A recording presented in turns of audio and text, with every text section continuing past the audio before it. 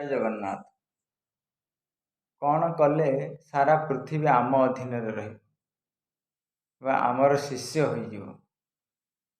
ସେଥିପାଇଁ ଶାସ୍ତ୍ରରେ ବର୍ଣ୍ଣନା ଅଛି, ବାଚ ବେଗମ୍ ମନସଃ କ୍ରୋଧ ବେଗମ୍ ଜିହ୍ବା ବେଗମ୍ ଉଦର ଉପସ୍ଥ ବେଗମ୍ ଏତାନ୍ ବେଗାନ୍ ୟଃ ବିଶେତେ ବିରହ ସର୍ବାମ୍ ଅପିମାନ୍ ପୃଥିବ୍ୟାଂ ଚ ଶିଷ୍ୟାତ୍। ଅର୍ଥାତ୍ ବାଚ ବେଗମ୍, ଯେମାନଙ୍କର ନିଜ ଶବ୍ଦ ଉପରେ ନିୟନ୍ତ୍ରଣ ଅଛି।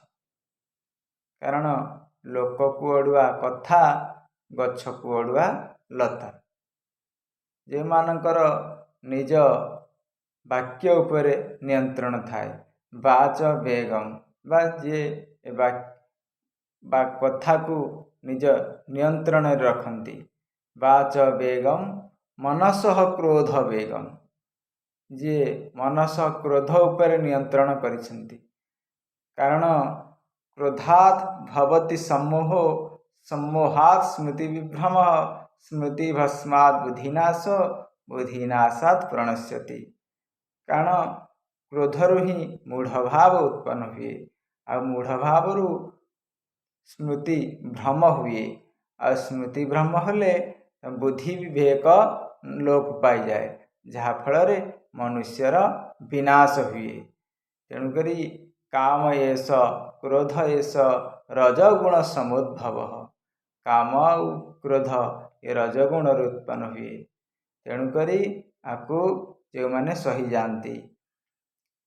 ଜିହ୍ବା ବେଗମ୍, ଯେଉଁମାନେ ନିଜ ଜିହ୍ବା ଉପରେ ଯାହାର ନିୟନ୍ତ୍ରଣ ଅଛି। କାରଣ ଜିହ୍ବାକୁ ନ ଜିଣିବା ଯାଏ ଇନ୍ଦ୍ରିୟମାନଙ୍କୁ ଜିଣି ନ ହୁଏ।